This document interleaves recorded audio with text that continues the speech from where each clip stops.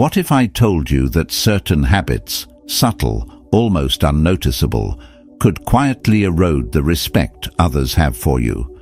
Not in an instant, but gradually, like a steady leak that weakens the foundation of a house.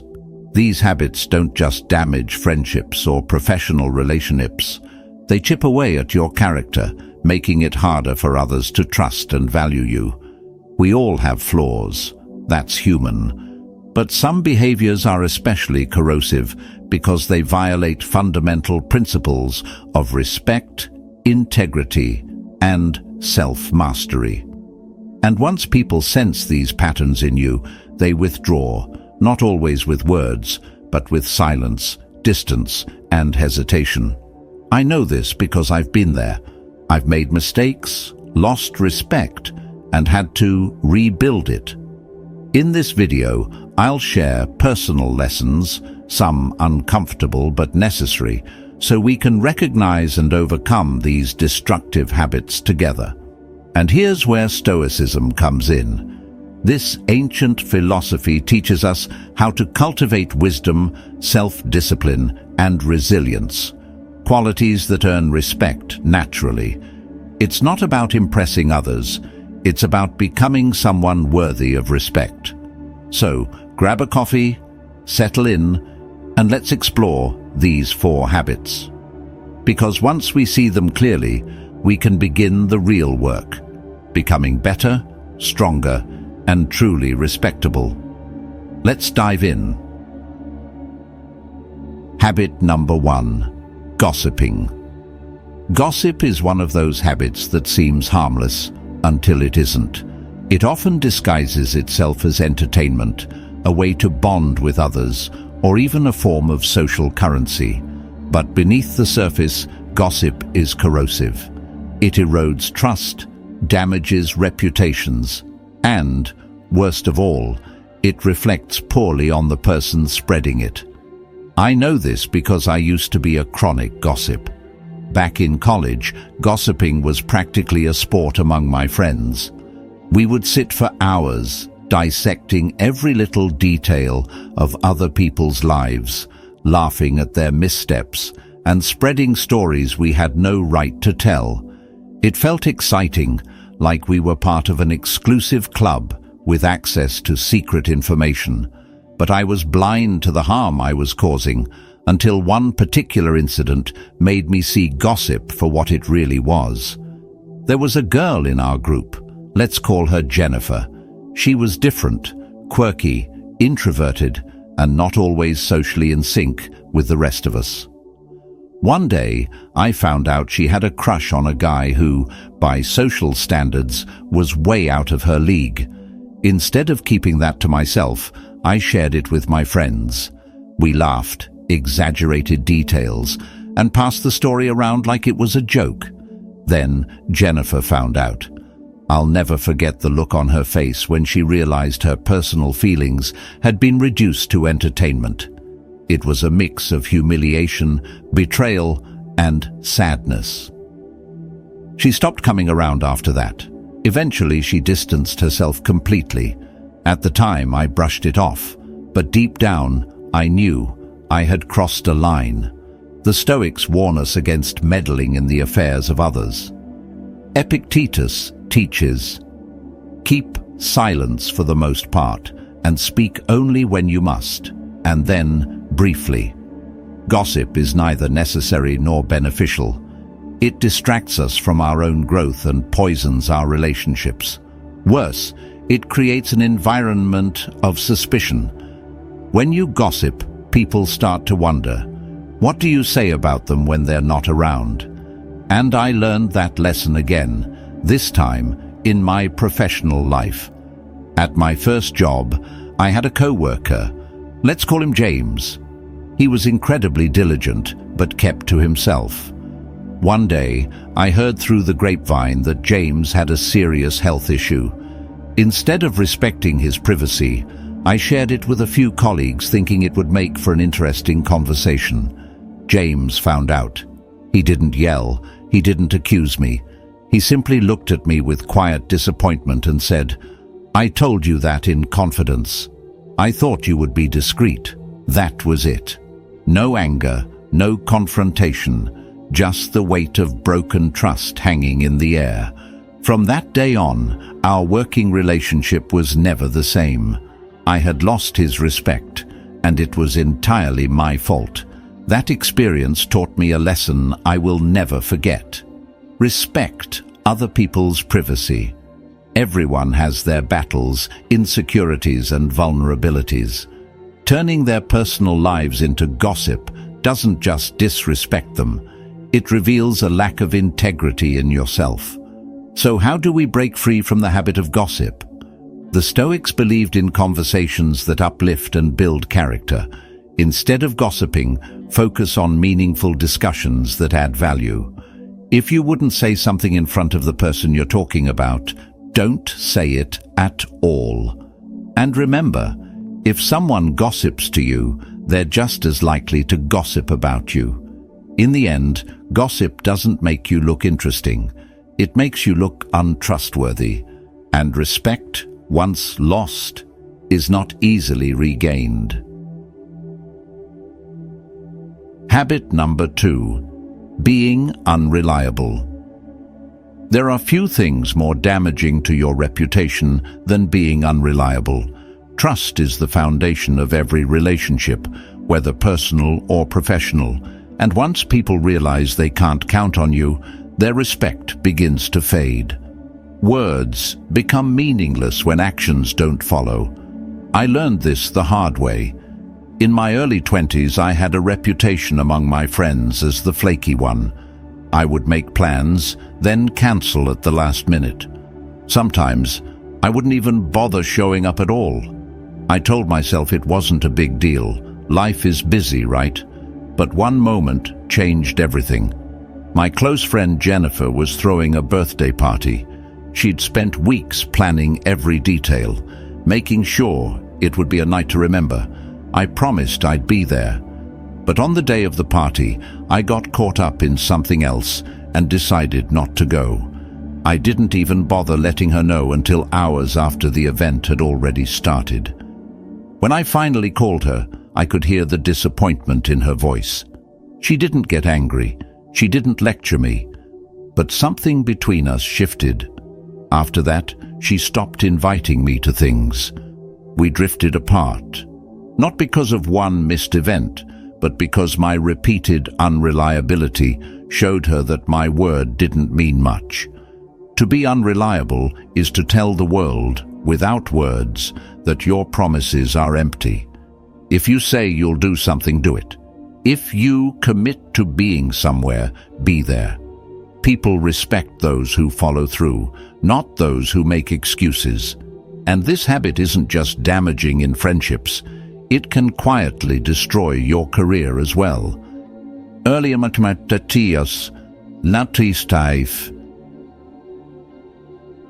I had a bad habit of overcommitting and under-delivering. I would enthusiastically agree to projects, convinced that I could handle everything. But deadlines would come and go, and I'd always have an excuse. Too much on my plate, unexpected obstacles, or simply forgetting. I thought I could charm my way out of it, that my good intentions were enough. But my boss wasn't impressed. During a performance review, she laid it out bluntly.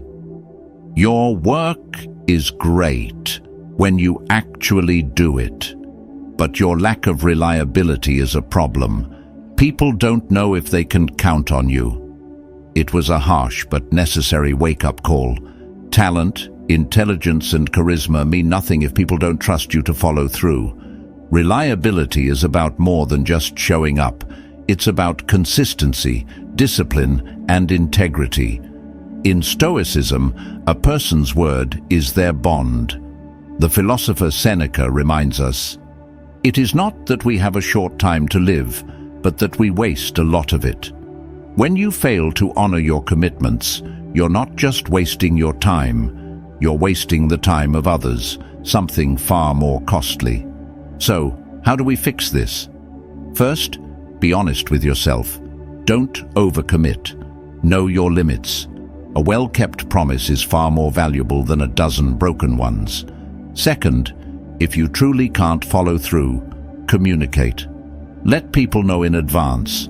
Don't leave them guessing. Finally, treat reliability as a form of respect. Respect for others, respect for their time, respect for your own character.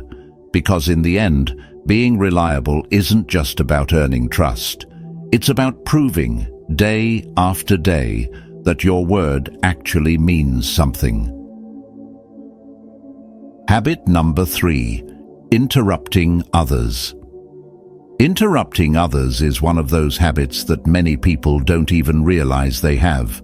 But let's be honest, constantly cutting people off in conversation is a surefire way to lose respect.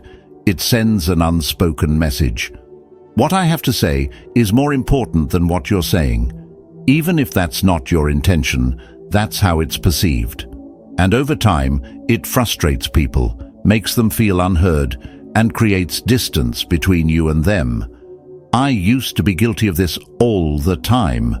I thought interrupting showed enthusiasm, that it meant I was engaged and eager to contribute. I believed that jumping in with my thoughts kept the conversation flowing. But in reality, I wasn't adding anything. I was shutting people down, making them feel insignificant, and proving that I wasn't actually listening. One experience forced me to confront this habit. Early in my career, I was part of a team that held weekly brainstorming sessions. I wanted to impress everyone, so I constantly jumped in mid-sentence, finishing people's thoughts for them or steering the conversation in another direction. I told myself I was being proactive. But one day, during an especially intense discussion, my manager suddenly stopped the meeting. She looked straight at me and said, "You need to let people finish their thoughts. You're not listening. You're just waiting for your turn to speak." The room went silent. I felt my face flush with embarrassment. After the meeting, a colleague pulled me aside and said, "Do you even realize how dismissive you sound? It's like you think your ideas are the only ones that matter." That hit me hard. I had never seen myself as dismissive, but that was exactly how I was coming across. Interrupting isn't just about impatience, it's a failure of self-control. It shows a lack of discipline, a restless mind that values its own voice more than the voices of others. The Stoics placed great value on listening. Seneca reminds us, "It is a great thing to know when to speak and when to be silent." Silence isn't weakness, it's wisdom. But the moment that truly changed my perspective happened outside of work. One night, I was out with friends when one of them started sharing a deeply personal story about his struggles with anxiety. Halfway through, I interrupted with my own experience, thinking I was showing empathy. I thought I was making him feel understood, that I was proving I could relate. Instead, he stopped, looked at me and said, "Can I finish?" The mood shifted instantly. What I thought was connection had come across as hijacking his moment. That night, I realized something crucial. Listening isn't just about hearing words. It's about making space for others to be heard. By interrupting, I wasn't helping. I was making the conversation about me. And that's the real danger of this habit. It creates the illusion that we're engaged when, in reality, we're just waiting for our turn to speak. Most people don't interrupt to be rude. We do it because we're excited, because we think we already know what the other person is going to say, or because we're eager to contribute. But good intentions don't change the impact. It still makes the other person feel unimportant. Breaking this habit takes practice. The first step is developing self-awareness. Pay attention to how often you interrupt. Notice the urge to speak before someone finishes. Instead of jumping in, take a breath. Let them finish. And when they do, pause before responding. This simple pause does two things. It gives you time to fully absorb what they said, and it signals that you are actually listening. The Stoics believed that mastering the tongue was just as important as mastering the mind. Epictetus advised, "We have 2 ears and 1 mouth so that we can listen twice as much as we speak." A disciplined mind doesn't rush to impose itself on the world. It absorbs, reflects, and responds with intention. When you truly listen, you're not just hearing words, you're understanding emotions, perspectives, and ideas. And when people feel heard, they respect you more. Here's the truth: people respect those who make them feel valued. When you interrupt, you do the opposite. You make them feel disregarded. Over time, that erodes trust, weakens relationships, and diminishes your credibility. But when you listen, really listen, you show that you respect their thoughts, their experiences, their voice, and that respect in turn earns you respect. So the next time you're in a conversation, challenge yourself. Resist the urge to interrupt. Let the other person finish completely. Pause before responding. You might be surprised by how much more you learn, how much deeper your conversations become, and how much more people respect you for it.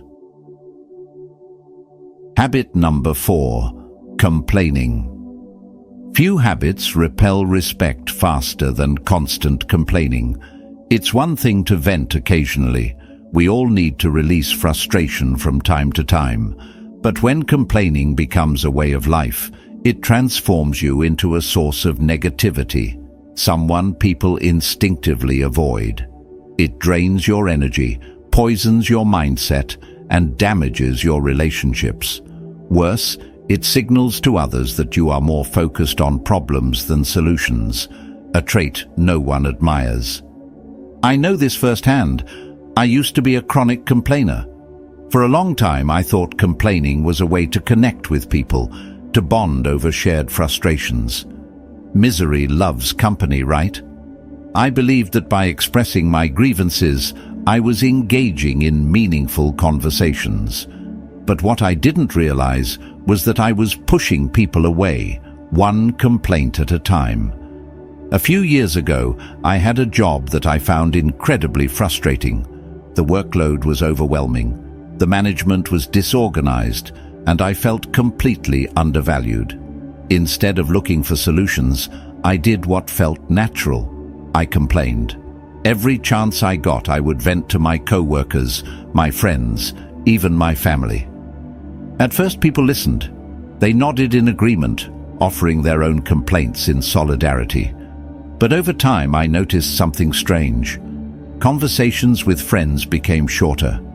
People started avoiding me, subtly excusing themselves when I started talking. Invitations to after-work hangouts became fewer and farther between.